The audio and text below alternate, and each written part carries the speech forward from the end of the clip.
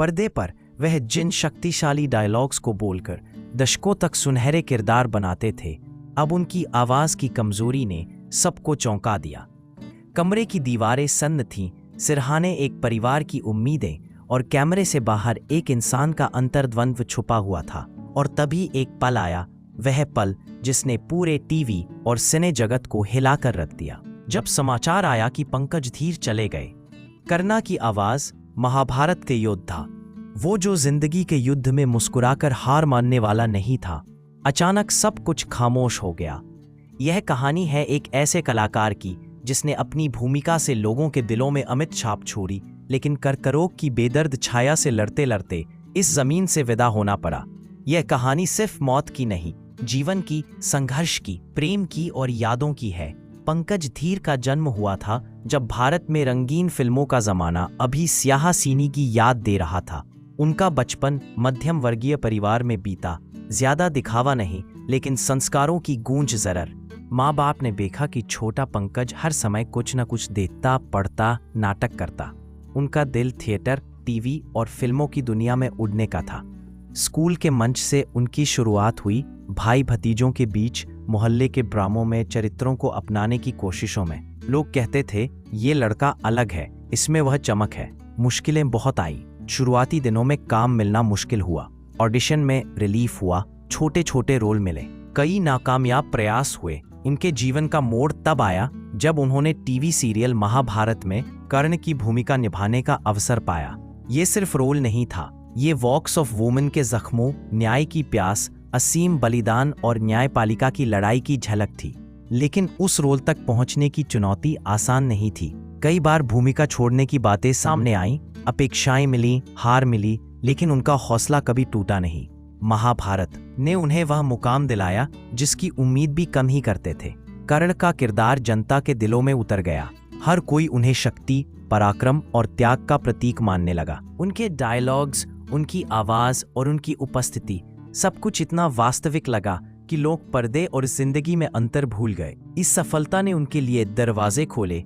चंद्रकांता, युग, बाधो बाहु, ससुराल सिमर का जैसी शोज में उन्होंने विविध किरदार निभाए। फिल्मों में भी, सोल्जर, बादशाह, सड़क आदि में। लेकिन बड़े रोल, बड़ी शोहरत के बावजूद उनका संघर्ष खत्म नहीं हुआ, क्योंकि अभिनेता होते हुए भी जीवन के वो पहलू जो पर्दे पर नहीं दिखते, स्वास्थ्य, परिवार, असली उम्मीदें, उन पर भी चोट होती है। समय बदला, पर्दे की चमक कुछ फीकी पड़ी, नब्ज की तेजी में कमी आई।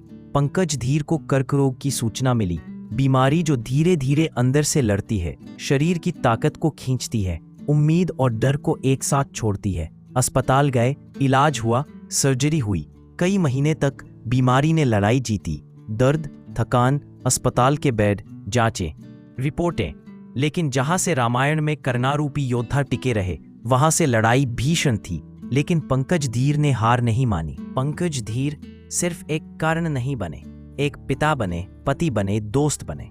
उनके परिवार की जिम्मेदारियां थीं। बेटे निकितिन धीर ने अभिनेता का रास्ता अपनाया। फैमिली में छोटी छोटी खुशियां थीं। उस रफ्तार भरी जिंदगी में सेट पर काम के बीच घर पर मिलना, बेटे की पहली फिल्म, पत्नी अनीता धीर का साथ। उनकी जिंदगी में हास्य भी था। सेट पर मजाक, सह कलाकारों के साथ हंसी मजाक, उनकी मुस्कानें, प्रशंसकों की पाती, सब कुछ था। लेकिन निजी जिंदगी में उन खामोशियों का एक कोना था जहां बीमारी की टेंशन, स्वास्थ्य की चिंताएं, भविष्य की अनिश्चितताएं और यादों का बोझ था। बीतते महीनों में अस्पताल बदलते रहे। कभी घर से बाहर की सीमाएं होती, कभी कैमरा का डर होता कि कहीं बीमारी छुप ना जाए। उन्हें कहा था, अगर कलाकार का अंत पर्दे पर नहीं हो पाता तो पर्दे से हटने के बाद भी यादें जिंदा रहती हैं। लेकिन अंत में बीमारी ने उनकी ताकत से ज्यादा किया। 15 अक्टूबर 2025 की सुबह मुंबई के अस्पताल में उन्होंने अंतिम सांस ली।